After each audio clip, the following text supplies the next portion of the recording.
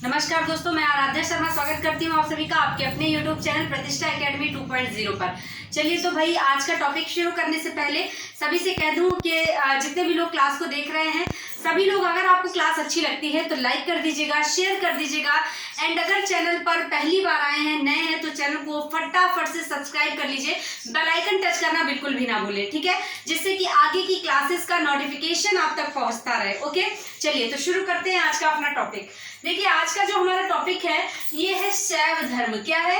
शैव धर्म। आज हम शैव धर्म को पढ़ेंगे। हमने बौद्ध धर्म, जैन धर्म कंप्लीट कर लिया है, महाजनपद कंप्लीट कर लिए हैं, सारा कुछ। आज का जो टॉपिक है शैव धर्म से है, ठीक है। चलिए, सबसे पहले तो हम ये जानेंगे कि शैव धर्म है क्या। देखिए, शिव की पूजा से संबंधित जो धर्म है ना, उसे कहते हैं शैव धर्म। जिस धर्म में शिव की पूजा होती है उसे कहते हैं शैव धर्म, ठीक है। और ये जो शैव धर्म है, इसका सबसे पहले प्रमाण जो है, यहाँ पर देखिए, शिव की भक्ति के रूप में प्रारंभिक जानकारी सिंधु घाटी से मिलती है, ठीक है। शिव की भक्ति के रूप में, मतलब कि शिव की भक्ति की गई है, इसके रूप में प्रारंभिक जानकारी हमें कहाँ से मिलती है? सिंधु घाटी से मिलती है, ठीक है। सिंधु घाटी से हमें पता चला कि जो शिव की भक्ति जो लोग करते थे उन्हें शैव धर्म के लोग कहा गया। मतलब कि शिव की भक्ति से संबंधित जो धर्म है उसे शैव धर्म कहा गया, ठीक है। तो इसकी जानकारी जो है, प्रारंभिक जानकारी, मतलब सबसे पहले जो जानकारी है, ये सिंधु घाटी से मिलती है। आ गई बात समझ में? चलिए, सिंधु घाटी या हड़प्पा सभ्यता कह लीजिए, कुछ भी कह लीजिए। नेक्स्ट देखिए, भगवान शिव से संबंधित धर्म को शैव धर्म कहा जाता है। अभी मैंने कहा भगवान शिव से जो संबंधित धर्म है, उनकी पूजा से संबंधित जो धर्म है, उसे शैव धर्म कहा जाता है, ठीक है।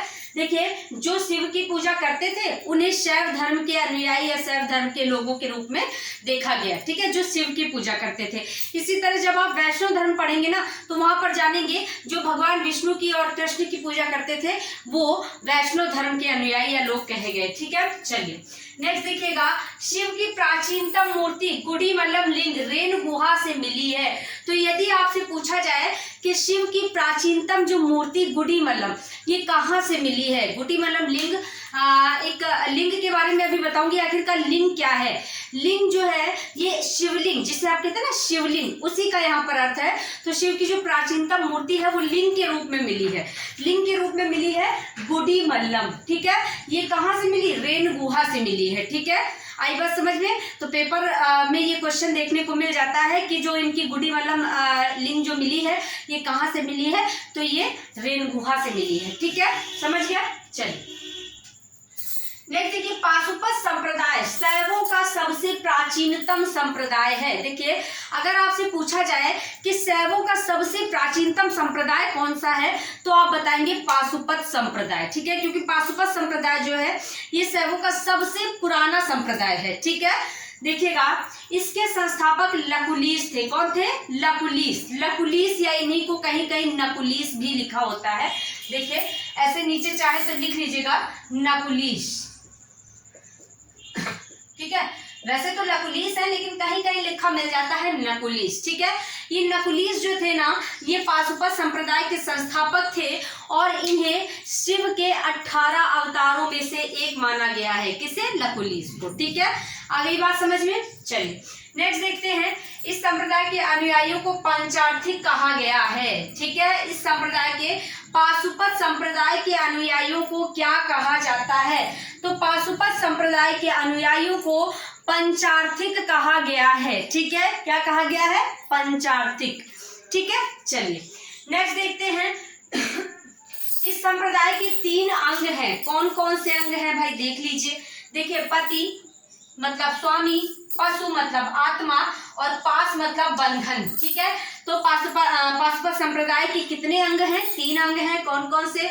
पति मतलब स्वामी, पशु मतलब आत्मा, और पास मतलब बंधन, ठीक है। इनको याद रखेंगे। चलिए, नेक्स्ट आगे देखते हैं, पाशुपत संप्रदाय का गुप्त काल में अत्याधिक विकास हुआ। देखिए, किस काल में पाशुपत संप्रदाय का अत्याधिक विकास हुआ? तो गुप्त काल में। गुप्त काल में पाशुपत संप्रदाय का अत्याधिक विकास, मतलब सबसे ज्यादा विकास जो है गुप्त काल में हुआ, ठीक है। चलिए, नेक्स्ट देखते हैं, शिव मूर्ति और शिव जो है वो मूर्ति और लिंग दोनों ही रूपों में पूजा पूजे जाते हैं। अभी मैंने बताया था कि लिंग क्या है, शिवलिंग, जिसे आप शिवलिंग कहते हैं ना। शिव जो है ये मूर्ति के रूप में भी पूजे जाते हैं और लिंग के रूप में भी पूजे जाते हैं। देखिए लिंग जो है शिवलिंग वो इस तरह से बनी होती है ना, आप देखते हैं इस तरह से, तो उसे ही कहते हैं शिवलिंग, ये शिवलिंग होती है, ठीक है। तो इसके रूप में भी भगवान शिव पूजे जाते हैं और मूर्ति के रूप में भी भगवान शिव पूजे जाते हैं। मूर्ति की भी तो पूजा होती है शिव जी की, है ना। यही जो इसके बारे में लोग नहीं समझ पाते कि आखिरकार ये क्या अर्थ है इसका। जैसे कहते हैं कि लिंग पूजा का प्रमाण जो है मत्स्य पुराण में मिला है, लिंग पूजा का प्रमाण जो है महाभारत के पर्व में भी मिला है। तो लोग यही नहीं समझ पाते आखिरकार लिंग पूजा क्या है, ठीक है। तो ये है लिंग पूजा का मतलब है शिवलिंग से अर्थ है, ठीक है, शिवलिंग। और वैसे उनकी मूर्ति के रूप में भी पूजा होती है। देखिए यहाँ पर शिव का अर्थ क्या है, शिव का अर्थ है परम कल्याणकारी, क्या है, परम कल्याणकारी। और लिंग का अर्थ क्या है, लिंग का अर्थ है सृजन। देखिए यहाँ पर लिखा हुआ है लिंग का अर्थ है सृजन, ये देखिए लिंग का अर्थ है सृजन, ठीक है, संपूर्ण शरीर। देखिए एक शिवलिंग होती है ना, उसी में हम शिव के संपूर्ण शरीर को देखते हैं, उसी को हम शिव ही मानते हैं, शिव का संपूर्ण शरीर, उसी में संपूर्ण ब्रह्मांड की पूजा हो जाती है शिवलिंग में, है ना। क्योंकि शिवलिंग का अर्थ ही है सृजन, सृजन मतलब सृजन ब्रह्मांड, ठीक है। तो सारे ब्रह्मांड की जो रचना जो पूजा है वो शिवलिंग में ही हो जाती है। तो लिंग का अर्थ है सृजन मतलब संपूर्ण शरीर, और शिव का अर्थ है परम कल्याणकारी, ठीक। चलिए नेक्स्ट देखिएगा, लिंग पूजा का पहला स्पष्ट वर्णन मत्स्य पुराण में मिलता है। मैंने अभी कहा था कि लिंग पूजा का जो वर्णन है ये मत्स्य पुराण से पहली बार, सबसे पहला जो स्पष्ट वर्णन है ये मत्स्य पुराण से मिलता है लिंग पूजा का, ठीक है। महाभारत के पर्व में भी देखिएगा आगे लिंग पूजा का प्रमाण कालीबंगा से भी मिलता है, ठीक है। कालीबंगा से भी लिंग पूजा के प्रमाण मिले हैं कि वहां पर भी शिवलिंग पूजी जाती थी, लिंग पूजा होती थी। लिंग जो आप देखते हैं शिवलिंग टाइप का। महाभारत के अनुसार पर्व में भी लिंग पूजा का वर्णन मिलता है, ठीक है। देखिए सबसे पहला प्रमाण अगर आपसे पूछा जाए कि लिंग पूजा का कहाँ से मिलता है तो मत्स्य पुराण से मिलता है, ठीक है, मत्स्य पुराण बताएंगे। इसके बाद अगर आपसे कहा जाए कि और कहाँ कहाँ पर लिंग पूजा का प्रमाण मिलता है तो महाभारत के पर्व में भी लिंग पूजा का प्रमाण देखा गया है, कालीबंगा से भी लिंग पूजा के साक्ष्य मिले हैं, ठीक है। महाभारत में कई सारे पर्व है, करीब 32-36 के लमसम, तो महाभारत के पर्व में भी लिंग पूजा के बारे में वर्णन देखा गया है, ठीक है। चलिए नेक्स्ट देखिएगा, यहाँ पर मैंने लिखा है ऋग्वेद में शिव को रुद्र कहा गया है। ऋग्वेद में शिव को क्या कहा गया है, रुद्र कहा गया है। शिव से साम्य रखने वाले देवता को रुद्र कहा गया है। रुद्र शिव का जो रुद्र रूप है ना ये संहारक रूप है, मतलब कि बहुत भयंकर रूप है रुद्र रूप, जिसमें कि वो नृत्य करते हैं। शिव जी जो है एकदम बहुत ज्यादा गुस्से में तांडव करते हैं ना, तो वही रुद्र रूप है जो है ये ऋग्वेद में कहा गया है। अगर आपसे पूछा जाए कि शिव को रुद्र कहाँ कहा गया है तो ऋग्वेद में कहा गया है, ठीक है। आ गई बात समझ में। चलिए नेक्स्ट देखते हैं, दक्षिण भारत में शैव धर्म का प्रचार नैनार व अडियार संतों द्वारा किया गया, ठीक है। दक्षिण भारत में शैव धर्म सबसे ज्यादा प्रचलित हुआ, ठीक है, बहुत ज्यादा फैला, बहुत ज्यादा प्रचार विस्तार हुआ इसका। और ये प्रचार और विस्तार किसने किया तो नैनार व अडियार संतों द्वारा। अगर पूछा जाए कि दक्षिण भारत में शैव धर्म का प्रचार प्रसार किसने किया तो नैनार व अडियार संतों द्वारा किया गया, नैनार व अडियार संतों द्वारा, ठीक है। आई बात समझ में। चलिए नेक्स्ट देखते हैं, कौशिकी तथा शतपथ ब्राह्मण में शिव के 8 रूपों का वर्णन है, 8 रूपों का वर्णन मिलता है। अगर आपसे पूछा जाए कि शिव के 8 रूपों का वर्णन कहाँ मिलता है तो कौशिकी तथा शतपथ ब्राह्मण में जो है शिव के 8 रूपों का वर्णन मिलता है, ठीक है। अब ये जो 8 रूप है ना इसमें से 4 तो संहारक रूप है और 4 सौम्य रूप है, ठीक है। 4 संहारक 4 सौम्य रूप। संहारक मतलब एकदम क्रोध वाले, ठीक है, और सौम्य मतलब एकदम साधारण नॉर्मल, ठीक है। तो 4 संहारक जिसका जो वर्णन है ये ऋग्वेद शतपथ तथा कौशिकी ब्राह्मण में मिलता है, ठीक है। चलिए नेक्स्ट देखते हैं, शैव संप्रदायों का प्रथम उल्लेख पतंजलि के महाभाष्य में। शैव संप्रदायों का जितने भी शैव के जो संप्रदाय हैं, शैव धर्म के जितने भी संप्रदाय हैं उनका प्रथम उल्लेख अगर आपसे पूछा जाए कहाँ मिलता है तो पतंजलि के महाभाष्य में। ठीक है, कहाँ? पतंजलि के महाभाष्य में शैव संप्रदायों का प्रथम उल्लेख मिलता है। ठीक है, कि शैव संप्रदाय जो हुआ करते थे, ठीक है, महाभाष्य में शिव भागवत नाम से हुआ है। ठीक है, किस नाम से? शिव भागवत नाम से। शैव संप्रदायों का प्रथम उल्लेख पतंजलि के महाभाष्य में शिव भागवत नाम से हुआ है। चलिए नेक्स्ट देखिएगा, वामन पुराण में शैव संप्रदाय की संख्या 4 बताई गई है। अब वामन पुराण में शैव संप्रदाय की संख्या कितनी बताई गई है? तो 4 बताई गई। ठीक है, कितनी? 4। तो याद रखिएगा किस पुराण में? वामन पुराण में। वामन पुराण में शैव संप्रदाय की संख्या जो है 4 बताई गई है। ठीक है, ये कौन कौन से संप्रदाय हैं? तो देखिएगा यहाँ पर नंबर 1 पाशुपत संप्रदाय, नंबर 2 शैव संप्रदाय, नंबर 3 कापालिक संप्रदाय और कलामुख संप्रदाय। ठीक है, पाशुपत संप्रदाय, शैव संप्रदाय, कापालिक संप्रदाय और कलामुख संप्रदाय। देखिए ये 4 संप्रदाय हैं जिन्हें यहाँ पर देखिए वामन पुराण में बताया गया है कि वामन पुराण में शैव संप्रदाय जो है 4 है। ठीक है, अब ये कौन कौन से हैं ये भी आपने जान लिया। इनके अंदर क्या है? देखिए पाशुपत संप्रदाय सबसे पहले देखेंगे, पाशुपत संप्रदाय। अब इस पाशुपत संप्रदाय को आप पढ़ चुके हैं, ऊपर देखिए। पाशुपत संप्रदाय शैवों का सबसे प्राचीनतम संप्रदाय है। ठीक है, पढ़ चुके हैं ना। पाशुपत संप्रदाय जो है शैवों का सबसे पुराना संप्रदाय है। इसके संस्थापक लकुलिश या नकुलिश हैं जो कि शिव के 18 अवतारों में से एक हैं। ठीक है, इसके बाद आपने पढ़ा पाशुपत संप्रदाय का गुप्त काल में अत्यधिक विकास हुआ। इस संप्रदाय के 3 अंग हैं, कौन कौन से? पति, पशु और पाश। ठीक है, तो पाशुपत संप्रदाय के बारे में आपने काफी कुछ पढ़ लिया। ठीक है, इस संप्रदाय के जो अनुयायी हैं इन्हें पंचार्थिक कहा जाता है। तो पाशुपत संप्रदाय आपने यहाँ देख लिया है।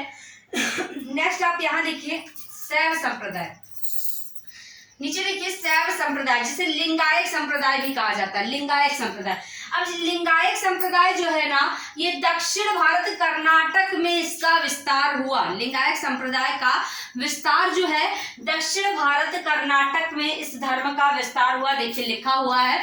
ठीक है, इस धर्म का विस्तार हुआ। इस धर्म के उपासक जो है क्या कहलाए? जंगम कहलाए। देखिए यहाँ पर लिखा हुआ है इस धर्म के उपासक जो है जंगम कहलाए। क्या कहलाए? जंगम। दिख रहा है बेटा? चलिए, इस धर्म के उपासक जंगम कहलाए, ये लिखा हुआ है, छोटा छोटा सा लिखा हुआ है इसलिए शायद देखने में थोड़ी सी दिक्कत हो। जंगम ऐसे लिख लीजिएगा, जंगम, जंगम। ठीक है, इस धर्म के उपासक जंगम कहलाए। चलिए, किस धर्म के उपासक? तो शैव धर्म या लिंगायत धर्म के। ठीक है, लिंगायत संप्रदाय जो था इस धर्म के उपासक जंगम कहलाए। चलिए नेक्स्ट देखिएगा कापालिक संप्रदाय, यहाँ पर दिया हुआ है कापालिक संप्रदाय। इसके इष्ट देव भैरव थे। कापालिक संप्रदाय जो था ना इसके इष्ट देव भैरव थे और भैरव शंकर का अवतार माने गए हैं, आप सभी जानते हैं। और इनकी सवारी क्या है? कुत्ता है ना।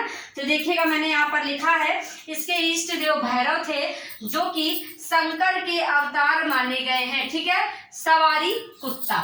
ठीक, चलिए देखिए भैरव जो है ना ये संप्रदाय जो था ना भयंकर संप्रदाय था। ये जो कापालिक संप्रदाय था ना ये एक भयंकर संप्रदाय था। देखिए यहाँ मैंने लिखा है कि यह संप्रदाय भयंकर था। इसमें भैरव को नरबलि और सूरा चढ़ाया जाता था। मतलब कि नरबलि मनुष्यों की बलि चढ़ाई जाती थी, किसी भी तरह के नर की बलि चढ़ाई जाती थी और सूरा चढ़ाया जाता था, खून चढ़ाया जाता था। ठीक है, चलिए ब्लड। ठीक है, तो ये कौन सा संप्रदाय हो गया? कापालिक संप्रदाय। तो आपके 3 संप्रदाय हो गए। चौथा है लास्ट देखिएगा कलामुख संप्रदाय। कौन सा? कलामुख संप्रदाय। देखिए लास्ट में इसके अनुयायियों को शिव पुराण में महाव्रतधर कहा गया है। कलामुख जो संप्रदाय है ना इसके अनुयायियों को शिव पुराण में महाव्रतधर कहा गया है। देखिए अब आपको आराम से दिख रहा होगा। देखिए कलामुख संप्रदाय इसके अनुयायियों को शिव पुराण में महाव्रतधर कहा गया है। क्या कहा गया है?